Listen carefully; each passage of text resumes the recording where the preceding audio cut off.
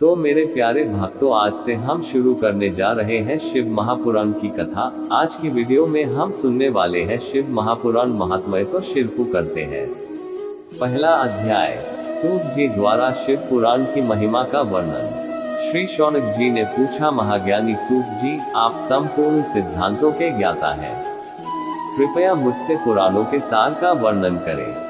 ज्ञान और वैराग्य सहित भक्ति से प्राप्त विवेक की वृद्धि कैसे होती है तथा साधु पुरुष कैसे अपने काम, क्रोध आदि विकारों का निवारण करते हैं। इस कलियुग में सभी जीव आसुरी स्वभाव के हो गए हैं, अतः कृपा करके मुझे ऐसा साधन बताए जो कल्याणकारी एवं मंगलकारी हो तथा पवित्रता लिए हो। प्रभु, वह ऐसा साधन हो जिससे मनुष्य की शुद्धि हो जाए और उस निर्मल हृदय वाले पुरुष को सदैव के लिए शिव की प्राप्ति हो जाए। श्री सूत जी ने उत्तर दिया, शौनक जी, आप धन्य हैं, क्योंकि आपके मन में पुराण कथा को सुनने के लिए अपार प्रेम व लालसा है। इसलिए मैं तुम्हें परम उत्तम शास्त्र की कथा सुनाता हूँ। वत्स, संपूर्ण सिद्धांत से संपन्न, भक्ति को बढ़ाने वाला तथा शिव जी को संतुष्ट करने वाला अमृत के समान दिव्य शास्त्र है शिव पुराण। इसका पूर्व काल में शिव जी ने ही प्रवचन किया था। गुरुदेव व्यास ने न सनत कुमार मुनिका का उपदेश पाकर आदर पूर्वक इस पुराण की रचना की है। यह पुराण कलियुग में मनुष्यों के योग्य हित का परम साधन है। शिव पुराण परम उत्तम शास्त्र है। इस पृथ्वीलोक में सभी मनुष्यों को भगवान शिव के विशाल स्वरूप को समझना चाहिए। इसे पढ़ना एवं सुनना सर्वसाधन है। यह मनोवांछित फलों को देने वाला है। इससे मनुष्य निष्पाप हो जाता है तथा इस लोक में सभी सुखों का उपभोग करके अंत में शिवलोक को प्राप्त करता है। शिव पुराण में 24,000 श्लोक हैं, जिसमें 7 संहिताएं हैं। शिव पुराण परब्रह्म परमात्मा के समान गति प्रदान करने वाला है। मनुष्य को पूरी भक्ति एवं संयम पूर्वक इसे सुनना चाहिए। जो मनुष्य प्रेम पूर्वक नित्य इसको बाँचता है या इसका पाठ करता है, वह निसंदेह पुण्यात्मा है।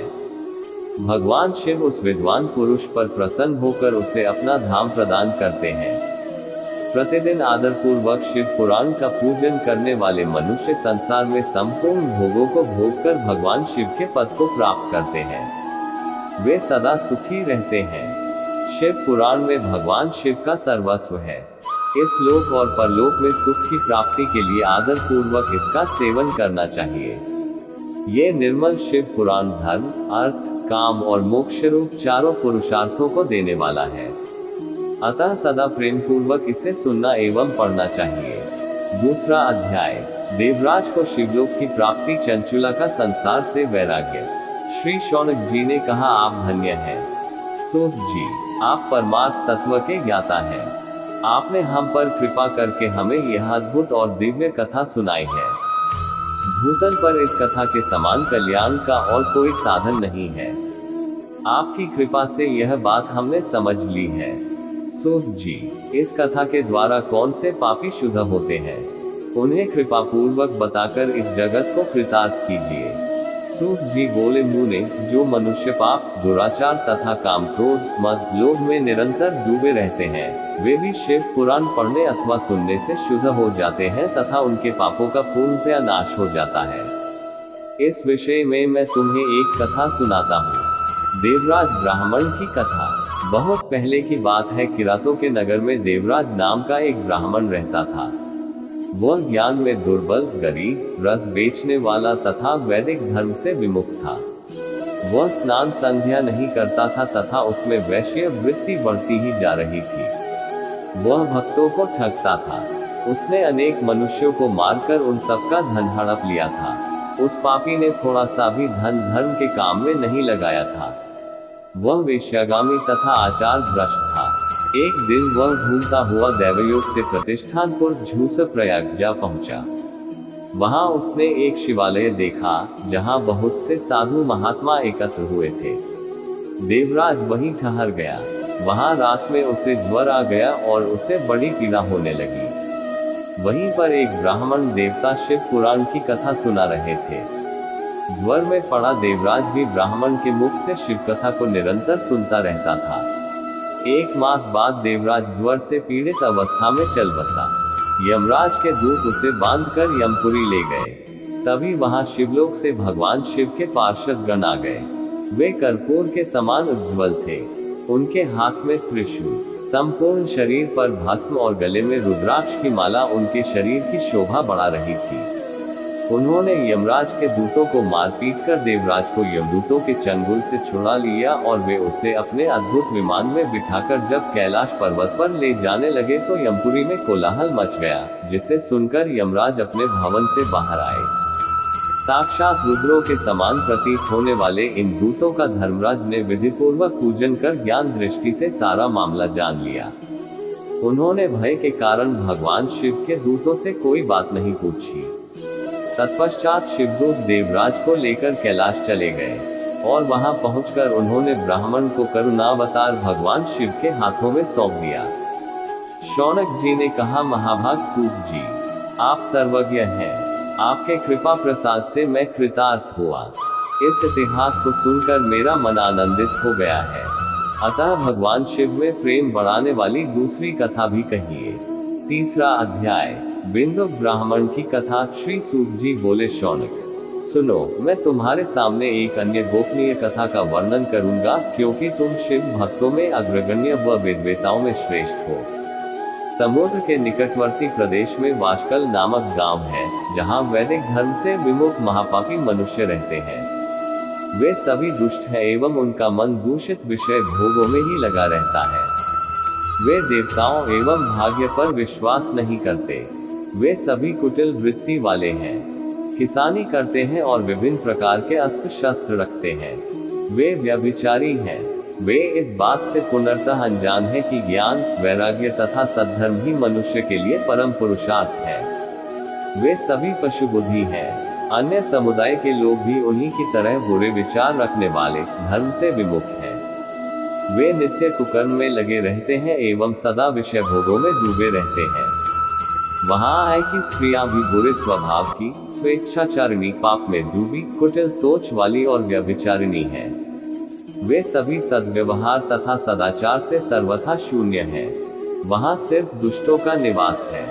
वाशकल नामक गांव में बिंदुक नाम का एक ब्राह्मण रहता था। वह अधर्मी, दुरात्मा एवं महापापी था। उसकी स्त्री बहुत सुंदर थी। उसका नाम चंचुला था। वह सदा उत्तम धर्म का पालन करती थी, परंतु बिंदुक वेश्यागामी था। इस तरह कुकर्म करते हुए बहुत समय व्यतीत हो गया। उसकी स्त्री काम से पीड़ित होने पर भी स्वधर्म नाश के भय से क्लेश सहकर भी काफी समय तक धर्म भ्रष्ट नहीं हुई, परंतु आगे चलकर वह भी अपने दुराचारी पति के आचरण से प्रभावित होकर दुराचारिणी और अपने धर्म से विमुख हो गई। इस तरह दुराचार में डूबे हुए उन पति पत्नी का बहुत सा समय व्यर्थ बीत गया। हाँ, दुराचार में वेश्यागामी दूषित बुद्धि वाला वह दुष्ट ब्राह्मण बिंदुक समयानुसार मृत्यु को प्राप्त हो नरक में चला गया। बहुत दिनों तक नरक के दुखों को भोगकर वह मूल बुद्धि पापी विंध्य पर्वत पर भयंकर पिशाच हुआ। इधर उस दुराचारी बिंदुक के मर जाने पर वह चंचुला नामक स्त्री बहुत समय तक पुत्रों के साथ अपने घर में रहती रही। पति की मृत्यु के बाद वह भी अपने धर्म से गिरकर पर पुरुषों का संग करने लगी थी। सतियां विपत्ति में भी अपने धर्म का पालन करना नहीं छोड़ती। यही तो तप है। तप कठिन तो होता है, लेकिन इसका फल मीठा होता है। विषयी इस सत्य को नहीं जानता, इसलिए वह विषयों के विषफल का स्वाद लेते हुए भोग करता है। एक दिन दैवयोग से किसी पुण्य पर्व के आने पर वह अपने भाई बंधुओं के साथ गोकर्ण क्षेत्र में गई। उसने तीर्थ के जल में स्नान किया एवं बंधुजनों के साथ यत्र तत्र घूमने लगी। घूमते घूमते वह एक देव मंदिर में गई। वहां उसने एक ब्राह्मण के मुख से भगवान शिव की परम पवित्र एवं मंगलकारी कथा सुनी। कथावाचक ब्राह्मण कह रहे थे कि जो स्त्रियां व्यभिचार करती हैं, वे मरने के बाद जब यमलोक जाती हैं, तब यमराज के दूत उन्हें तरह तरह से यंत्रणा देते हैं। वे उसके कामांगों को तप्त लौह दंडों से दागते हैं। तप्त लौह के पुरुष से उसका संसर्ग कराते हैं। ये सारे दंड इतनी वेदना देने वाले होते हैं कि जीव पुकार पुकार कर कहता है कि अब वह ऐसा नहीं करेगा, लेकिन यमदूत उसे छोड़ते नहीं। कर्मों का फल तो सभी को भोगना पड़ता है। देव, ऋषि, मनुष्य सभी इससे बंधे हुए हैं। ब्राह्मण के मुख से यह वैराग्य बढ़ाने वाली कथा सुनकर चंचुला भय से व्याकुल हो गई। कथा समाप्त होने पर सभी लोग वहां से चले गए। तब कथा बांचने वाले ब्राह्मण देवता से चंचुला ने कहा, हे ब्राह्मण, धर्म को न जानने के कारण मेरे द्वारा बहुत बड़ा दुराचार हुआ आना है। स्वामी, मेरे ऊपर कृपा कर मेरा उद्धार कीजिए। आपके प्रवचन को सुनकर मुझे इस संसार से वैराग्य हो गया है। मुझ मूढ़ चित्त वाली पापिनी को धिक्कार है। मैं निंदा के योग्य हूँ। मैं बुरे विषयों में फंसकर अपने धर्म से विमुख हो गई थी। कौन मुझ जैसी कुमार्ग में मन लगाने वाली पापिनी का साथ देगा? जब यमदूत मेरे गले में फंदा डालकर मुझे बांध कर ले जाएंगे और नरक में मेरे शरीर के टुकड़े करेंगे, तब मैं कैसे उन महायातनाओं को सहन कर पाऊंगी? मैं सब प्रकार से नष्ट हो गई हूँ, क्योंकि अभी तक मैं हर तरह से पाप में डूबी रही हूँ। हे ब्राह्मण, आप मेरे गुरु हैं, आप ही मेरे माता पिता हैं। मैं आपकी शरण में आई हूँ। मुझ अबला का अब आप ही उद्धार कीजिए। सूत जी कहते हैं, शौनक, इस प्रकार विलाप करती हुई चंचुला ब्राह्मण देवता के चरणों में गिर पड़ी। तब ब्राह्मण ने उसे कृपापूर्वक उठाया। चौथा अध्याय, चंचुला की शिव कथा सुनने में रुचि और शिवलोक गमन। ब्राह्मण बोले, नारी, तुम सौभाग्यशाली हो जो भगवान शंकर की कृपा से तुमने वैराग्यपूर्ण शिव पुराण की कथा सुनकर समय से अपनी गलती का एहसास कर लिया है। तुम डरो मत और भगवान शिव की शरण में जाओ। उनकी परम कृपा से तुम्हारे सभी पाप नष्ट हो जाएंगे। मैं तुम्हें भगवान शिव की कथा सहित वह मार्ग बताऊंगा जिसके द्वारा तुम्हें सुख देने वाली उत्तम गति प्राप्त होगी। शिव कथा सुनने से तुम्हारी बुद्धि शुद्ध हो गई है और तुम्हें पश्चाताप हुआ है तथा मन में वैराग्य उत्पन्न हुआ है। पश्चाताप ही पाप करने वाले पापियों के लिए सबसे बड़ा प्रायश्चित है। पश्चाताप ही पापों का शोधक है। इससे ही पापों की शुद्धि होती है। सत्पुरुषों के अनुसार पापों की शुद्धि के लिए प्रायश्चित पश्चाताप से ही संपन्न होता है। जो मनुष्य अपने कुकर्म के लिए पश्चाताप नहीं करता वह उत्तम गति प्राप्त नहीं करता, परंतु जिसे अपने कुकृत्य पर हार्दिक पश्चाताप होता है वह अवश्य उत्तम गति का भागीदार होता है। इसमें कोई शक नहीं है। शिव पुराण की कथा सुनने से चित्त की शुद्धि एवं मन निर्मल हो जाता है। शुद्ध चित्त में ही भगवान शिव व पार्वती का वास होता है। वह शुद्धात्मा पुरुष सदाशिव के पद को प्राप्त होता है। इस कथा का श्रवण सभी मनुष्यों के लिए कल्याणकारी है, अतः इसकी आराधना व सेवा करनी चाहिए। ये कथा भवबंधन रूपी रोग का नाश करने वाली है। भगवान शिव की कथा सुनकर हृदय में उसका मनन करना चाहिए। इससे चित्त की शुद्धि होती है। चित्त शुद्धि होने से ज्ञान और वैराग्य के साथ महेश्वर की भक्ति निश्चय ही प्रकट होती है तथा उनके अनुग्रह से दिव्य मुक्ति प्राप्त होती है। जो मनुष्य माया के प्रति आसक्त है वह इस संसार बंधन से मुक्त नहीं हो पाता। हे ब्राह्मण पत्नी, तुम अन्य विषयों से अपने मन को हटाकर भगवान शंकर की इस परम पावन कथा को सुनो। इससे तुम्हारे चित्त की शुद्धि होगी और तुम्हें मोक्ष की प्राप्ति होगी। जो मनुष्य निर्मल हृदय से भगवान शिव के चरणों का चिंतन करता है उसकी एक ही जन्म में मुक्ति हो जाती है। सूत जी कहते हैं, शौनक, ये कहकर वे ब्राह्मण चुप हो गए। उनका हृदय करुणा से भर गया। वे ध्यान में मग्न हो गए। ब्राह्मण का उक्त उपदेश सुनकर चंचुला के नेत्रों में आनंद के आंसू छलक आए। वो हर्ष भरे हृदय से ब्राह्मण देवता के चरणों में गिर गई और हाथ जोड़कर बोली, मैं कृतार्थ हो गई। हे ब्राह्मण, शिव भक्तों में श्रेष्ठ स्वामिन, आप धन्य हैं। आप परमार्थदर्शी हैं और सदा परोपकार में लगे रहते हैं।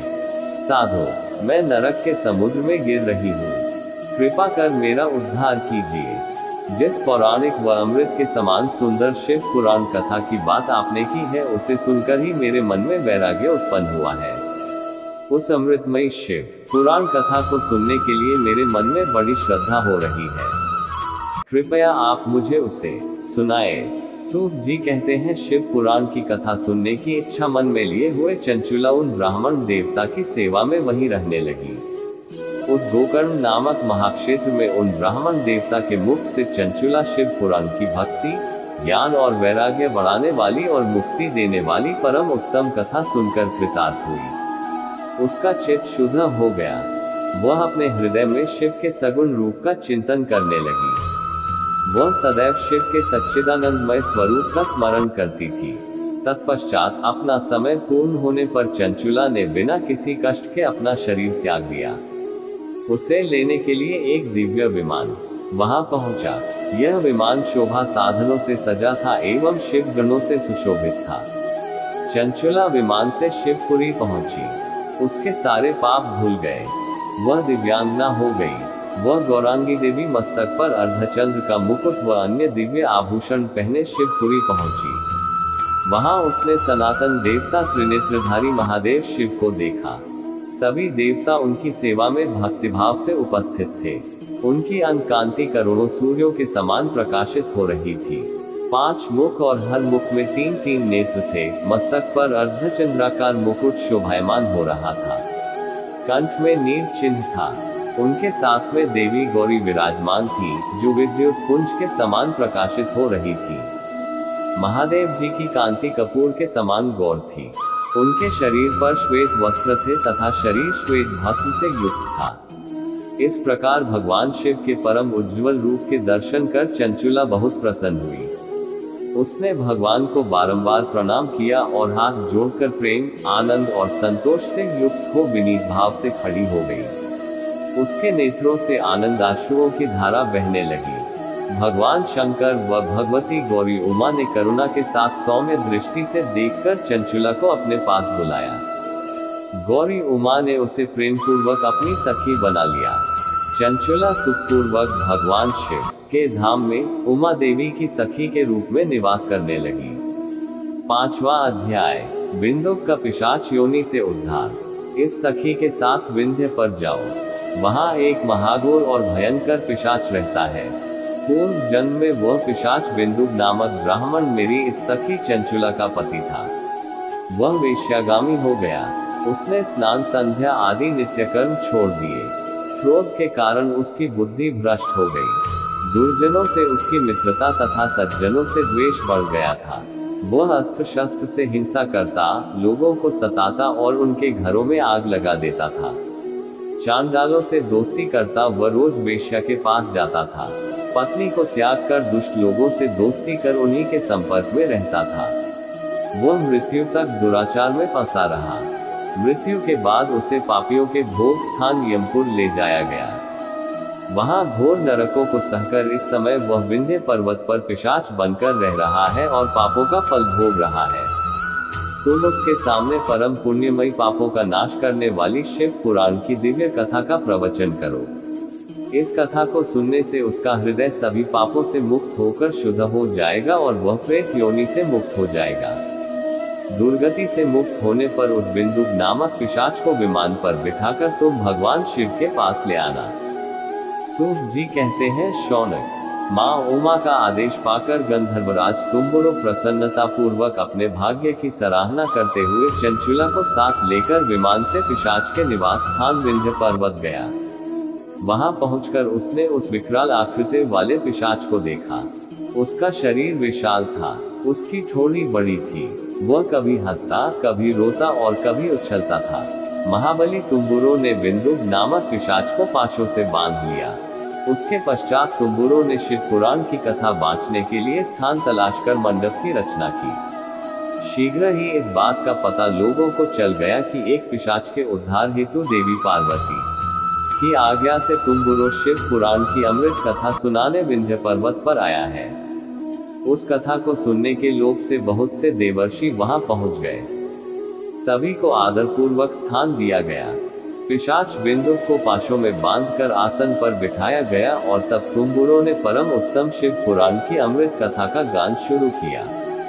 उसने पहली विदेश्वर संहिता से लेकर 7वीं वायु संहिता तक शिव पुराण की कथा का स्पष्ट वर्णन किया। 7 संहिताओं सहित शिव पुराण को सुनकर सभी श्रोता कृतार्थ हो गए। परम पुण्यमय शिव पुराण को सुनकर पिशाच सभी पापों से मुक्त हो गया और उसने पिशाच शरीर का त्याग कर दिया। शीघ्र ही उसका रूप दिव्य हो गया।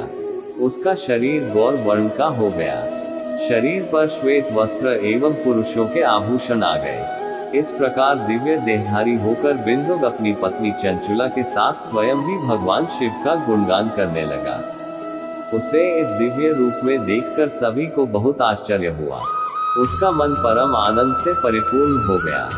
सभी भगवान महेश्वर के अद्भुत चरित्र को सुनकर कृतार्थ हो उनका यशोगान करते हुए अपने अपने धाम को चले गए। बिंदुक अपनी पत्नी चंचुला के साथ विमान में बैठकर शिवपुरी की ओर चल दिया। महेश्वर के गुणों का गान करता हुआ बिंदुक अपनी पत्नी चंचुला व तुम्बरों के साथ शीघ्र ही शिवधाम पहुंच गया। भगवान शिव व देवी पार्वती ने उसे अपना पार्षद बना लिया। दोनों पति पत्नी सुखपूर्वक भगवान महेश्वर एवं देवी गौरी के श्री चरणों में अविचल निवास पाकर धन्य हो गए। छठा अध्याय, शिव पुराण के श्रवण की विधि। शौनक जी कहते हैं, महाप्राज्ञ सूत जी, आप धन्य एवं शिव भक्तों में श्रेष्ठ हैं। हम पर कृपा कर हमें कल्याणमय शिव पुराण के श्रवण की विधि बताए, जिससे सभी श्रोताओं को संपूर्ण उत्तम फल की प्राप्ति हो। सूत जी ने कहा, मुने शौनक, तुम्हें संपूर्ण फल की प्राप्ति के लिए मैं शिव पुराण की विधि सविस्तार बताता हूँ। सर्वप्रथम किसी ज्योतिषी को बुलाकर दान से संतुष्ट कर उससे कथा का शुभ मुहूर्त निकलवाना चाहिए और उसकी सूचना का संदेश सभी लोगों तक पहुंचाना चाहिए कि हमारे यहाँ शिव पुराण की कथा होने वाली है। अपने कल्याण की इच्छा रखने वालों को इसे सुनने अवश्य पधारना चाहिए। देश देश में जो भी भगवान शिव के भक्त हो तथा शिव कथा के कीर्तन और श्रवण के उत्सुक हो, उन सभी को आदर पूर्वक बुलाना चाहिए और उनका आदर सत्कार करना चाहिए। शिव पुराण सुनने के लिए मंदिर, तीर्थ, वन प्रांत अथवा घर में ही उत्तम स्थान का निर्माण करना चाहिए। केले के खंभों से सुशोभित कथा मंडप तैयार कराएं। उसे सब और फल पुष्प सुंदर चंदोबे से अलंकृत करना चाहिए।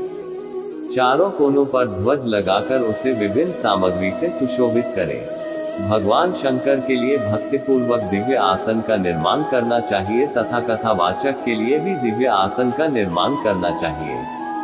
नियम पूर्वक कथा सुनने वालों के लिए भी सुयोग्य आसन की व्यवस्था करें तथा अन्य लोगों के बैठने की भी व्यवस्था करें। कथा बाँचने वाले विद्वान के प्रति कभी बुरी भावना न रखें। संसार में जन्म तथा गुणों के कारण बहुत से गुरु होते हैं, परंतु उन सब में पुराणों का ज्ञाता ही परम गुरु माना जाता है।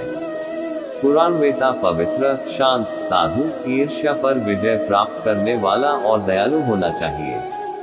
ऐसे गुणी मनुष्य को इस पुण्यमयी कथा को बाँचना चाहिए। सूर्योदय से 3:30 पहर तक इसे बाँचने का उपयुक्त समय है। मध्याह्न काल में 2 घड़ी तक कथा बंद रखनी चाहिए ताकि लोग मल मूत्र का त्याग कर सके। जिस दिन से कथा शुरू हो रही है उससे एक दिन पहले व्रत ग्रहण करें। कथा के दिनों में प्रातः काल का नित्य कर्म संक्षेप में कर लेना चाहिए।